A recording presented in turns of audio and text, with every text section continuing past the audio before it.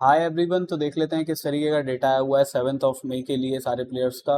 काफ़ी मार्केट ने आज अच्छा मोमेंटम दिया, दोनों साइड ही पहले नीचे गया और उसके बाद रिवर्सल भी काफ़ी स्ट्रॉन्ग बना है मार्केट में। बिकॉज न्यूज़ आ गई थी जिससे क्रूड ऑयल वगैरह नीचे की तरफ आ गया कि वॉर एंड हो सकती है और उसकी वजह से मार्केट ऊपर की साइड में निकल गया।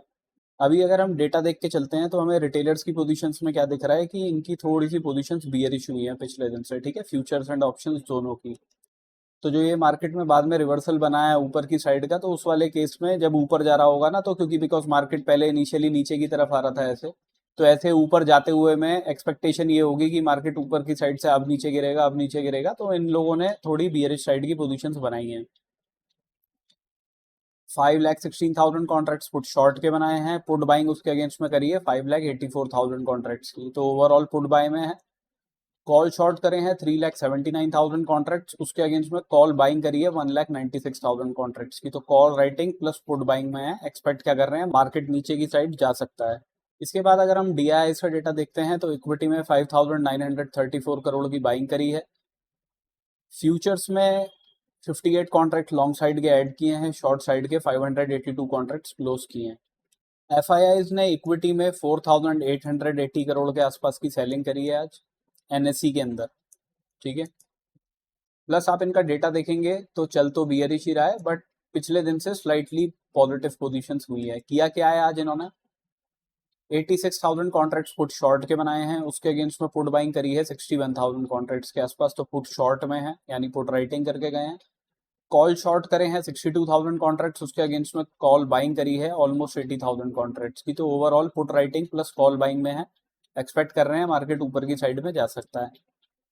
इसके बाद अगर हम प्रोप्राइटरी डेस्क का डेटा देखते हैं तो इनका डेटा भी काफ़ी बुलिश हुआ है पिछले दिन से। अगर आप देखोगे किया क्या है, 2,63,000 कॉन्ट्रैक्ट्स पुट शॉर्ट के बनाए हैं, उसके अगेंस्ट में पुट बाइंग करी है 2,20,000 कॉन्ट्रैक्ट्स की, तो ओवरऑल पुट राइटिंग में है ये लोग भी। कॉल शॉर्ट करे हैं 33,000 कॉन्ट्रैक्ट्स, उसके अगेंस्ट में कॉल बाइंग काफ़ी करी है 1,99,000 कॉन्ट्रैक्ट्स की, ठीक है, तो काफ़ी कॉल बाइंग के अंदर है।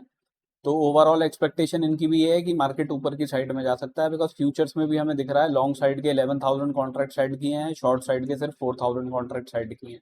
तो ओवरऑल बायस जो है वो अपसाइड का बना हुआ है इनका भी, कि मार्केट फर्दर ऊपर की साइड जा सकता है।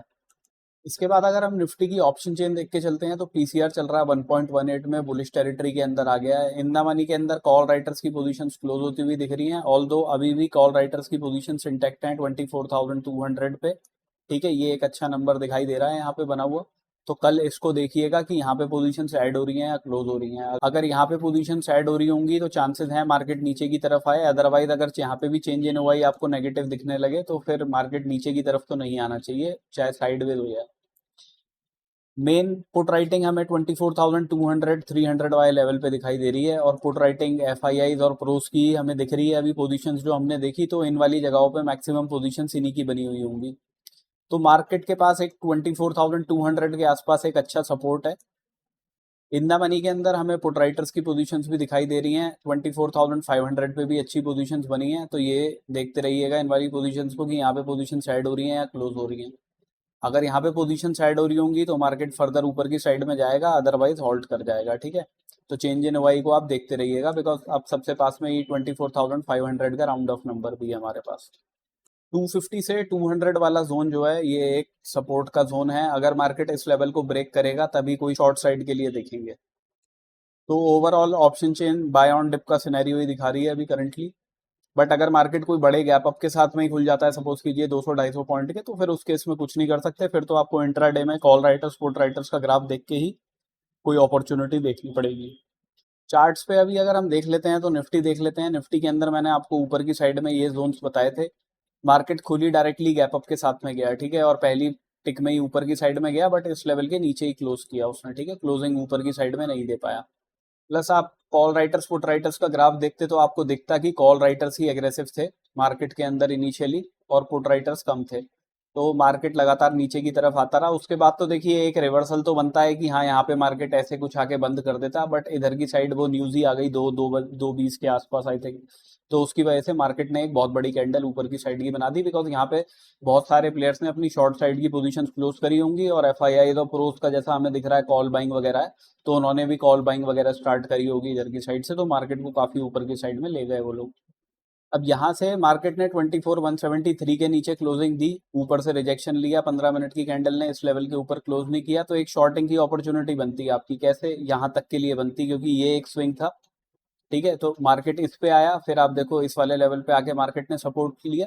उसके बाद जब इसको ब्रेक किया तो मैंने आपको 24,000 के लेवल बताए थे, मार्केट एग्जैक्टली उसी लेवल से रिवर्सल दिखाया है मार्केट ने, ठीक है। तो नीचे की साइड के भी आपको दो टारगेट तो मिल ही जाते हैं इधर और इधर के।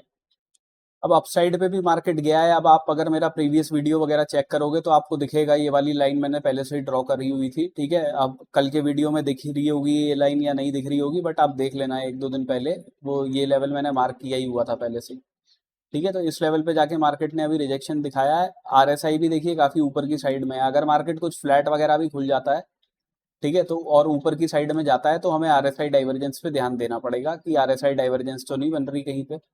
अगर आरएसआई डाइवर्जेंस बनेगी तो हम वहां से एक शॉर्टिंग की अपॉर्चुनिटी देख सकते हैं। टारगेट उसके कहाँ तक रखेंगे? इस लेवल तक के रखेंगे, ठीक है। अगर ऊपर की साइड से कोई रिजेक्शन बनता है कि मार्केट इस लेवल के ऊपर जाके क्लोजिंग ना दे, या मार्केट इस लेवल के ऊपर निकल भी जाए बट उसके अगली कैंडल रेड कैंडल बनाएगा, तभी आपको वो डाइवर्जेंस दिखाई देगी अगर बन रही होगी यहाँ पे, है ना। तो उस केस में उस रेड कैंडल के बाद ही आप शॉर्टिंग के लिए देख सकते हो, और टारगेट अपने 24,251 तक के रखिएगा। ऊपर की साइड में देखिए थोड़ा 400 420 वगैरह वाले लेवल के ऊपर अगर मार्केट निकलता है तो हम एक पुल बैक पे बाइंग के लिए देख सकते हैं, जिसके टारगेट 24,515 के रखेंगे।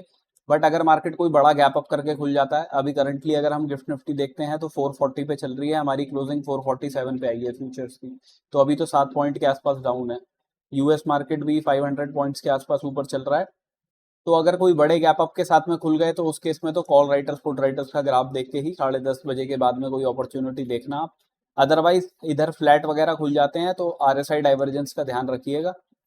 मार्केट कुछ गैप डाउन वगैरह ही करके खुल जाता है तो उस केस में क्या कर सकते हैं, देखिए नीचे की साइड में अगर मार्केट आता है और इस जोन के आसपास, ठीक है, 251 200 वाला जो जोन है, बिकॉज हमें पता है यहीं पे पुट राइटर्स जो है वो बैठे हैं मार्केट में, तो अगर यहाँ से कोई पॉजिटिव कैंडल दिखाई देती है तो उस कैंडल के नीचे 15 मिनट की कैंडल, तो उस कैंडल के नीचे का ऐसे लगा के आप एक बाइंग के लिए देख सकते हो। टारगेट उसके 24,339 तक के रखिएगा, ठीक है। अगर ये मार्केट इन लेवल्स को भी निकाल देता है 200 वगैरह वाले नीचे, तो उसके नीचे का लेवल आपके लिए बनेगा 24,156 का पहला। मैक्सिमम क्वांटिटी यहीं बुक करेंगे। इसके नीचे का लेवल जो है वो है 24,82 का। अभी अगर हम सेंसेक्स देख लेते हैं तो देखिए सेंसेक्स का चार्ट भी ऑलमोस्ट सिमिलर, जैसा निफ्टी का बनता है वैसा ही बनता है।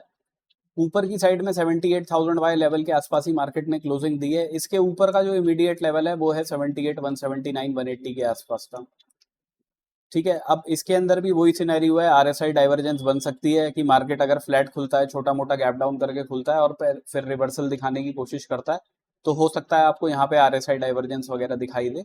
तो उस केस में आप शॉर्टिंग के लिए देख सकते हो। टारगेट अपने 77,673 के रखिएगा। अगर मार्केट 78,180 के ऊपर क्लोजिंग देता है तो एक पुल बैक पे हम बाइंग की अपॉर्चुनिटी देख सकते हैं। टारगेट उसके फिर 78,442 तक के रहेंगे। ये 673 से लेके ऑलमोस्ट 77,550 के आसपास का जो जोन है ये मार्केट के लिए सपोर्ट का काम कर सकता है। अगर इस लेवल का ब्रेकडाउन वगैरह आता है तो फिर आपके नेक्स्ट टारगेट 77,352 तक के रहेंगे। अब सेंसेक्स की एक्सपायरी है कल, तो बेटर ये रहेगा कि अगर आप बाइंग करते हैं तो नेक्स्ट एक्सपायरी के ऑप्शंस में करें तो ज़्यादा अच्छा है। अदरवाइज मार्केट यहीं कहीं पे आरएसआई डाइवर्जेंस बना के भी अगर साइडवेज हो गया तो आपका प्रीमियम डिके कर देगा सारा। So this is my analysis for tomorrow. Thank you for watching my video, guys. Have a good day.